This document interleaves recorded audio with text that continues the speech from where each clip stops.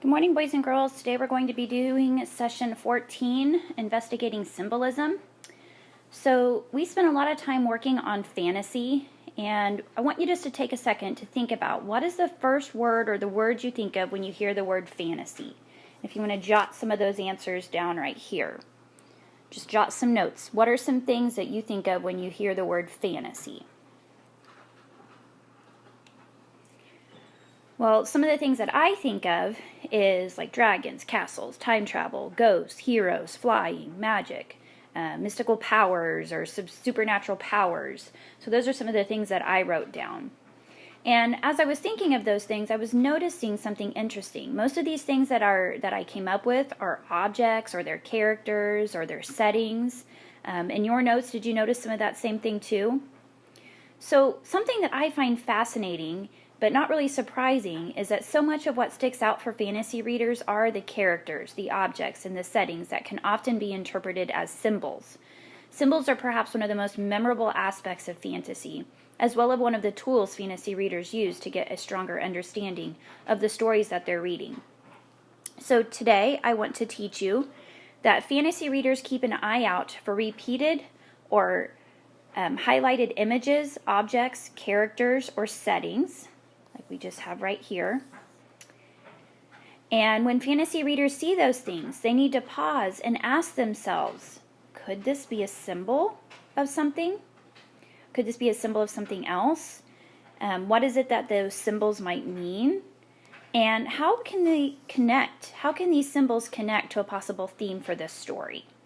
So we're first going to start by saying that, like many cool things about fantasy, there are certain elements that go from story to story. Symbols are one of those things. So often we see symbols, almost the exact same thing, meaning a very similar thing in two completely different stories. For example, when a reader sees a crown, we know that it might be a symbol of power or royalty. Certain things that you might expect to be a symbol because you've seen them before being used that way, like a dove might be a symbol of peace, or a dark forest could be a symbol of the unknown. Unicorns usually mean like innocence and goodness. A castle might be a symbol of power, which could be good or bad, good or evil. Another point is sometimes symbols can change depending on context. So like in a story, rain could represent sadness, but in another story, if there's a drought, rain could be a symbol of hope or new life. The bigger point I'm trying to make is that symbols in and of themselves are not what we're after. It's how they fit in with the context of the story. And if there are other symbols in this story, how they all fit together. So another great thing about symbols is that we can find them everywhere, not just in literature. So we're going to try this with a piece of art. This is the artwork George Slays the Dragon. So right here, I'm just going to look through some of the types of symbols that I see. So I see back here, it looks like this is a castle. And to me, castles, like we've talked about, could mean power.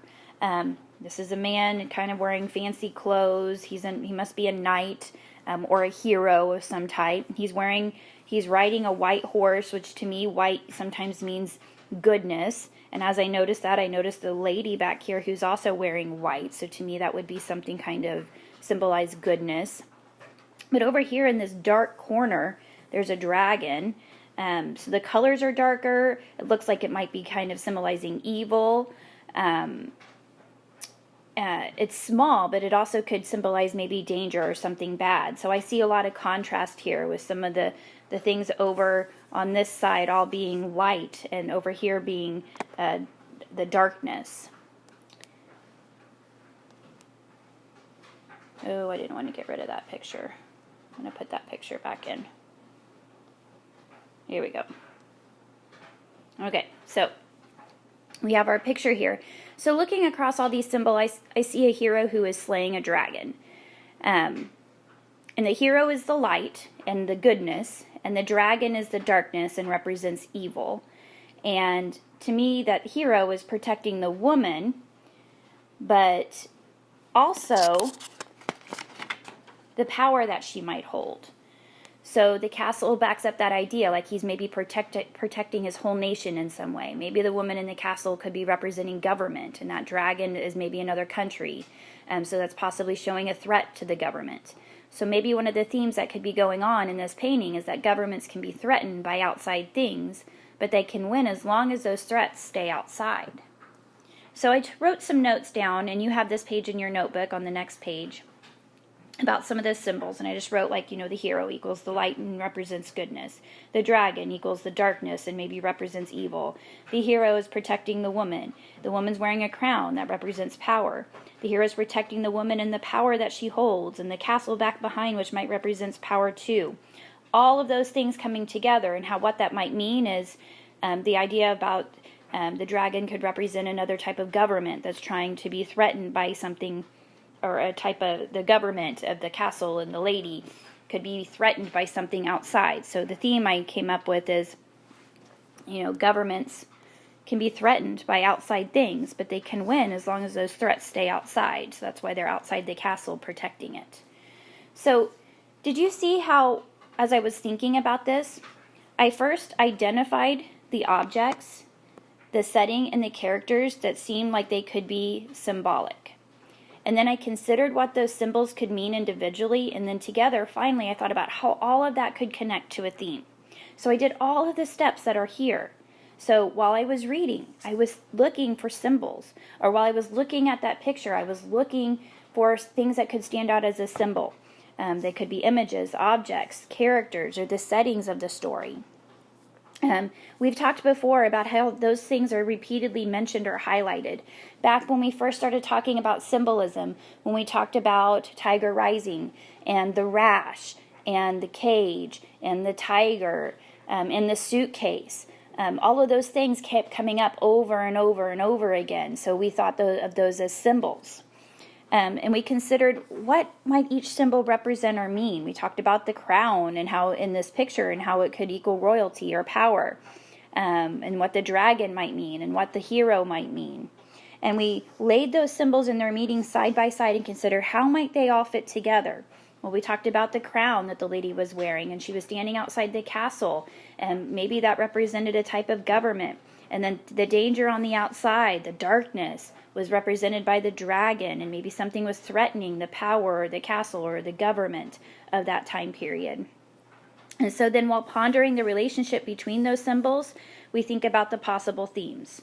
So how outside things might threaten government, but it's okay as long as those things stay outside, or there's people or things that are willing to go out and fight against them, fight against the evil, fight against the things that are trying to hurt your way of life.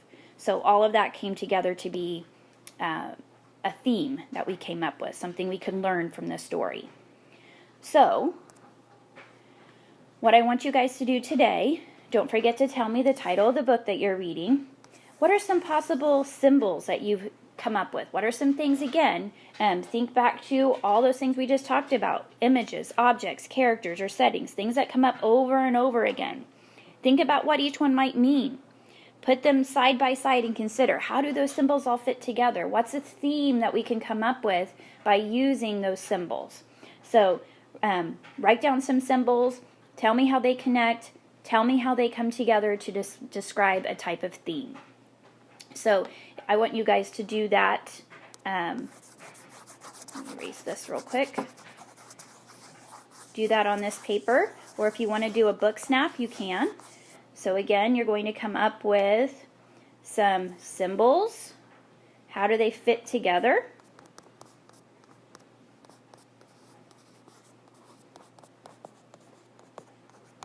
And what are the themes we can come up with based on those symbols? And if you do a book snap, make sure that you snap a section of of the text that shows what the symbol is that you're talking about, how it's written in the text. Give me some images that go along with the symbol. And then in your thinking box, tell me, how is this a symbol? How does it connect to the theme? Happy reading, everybody.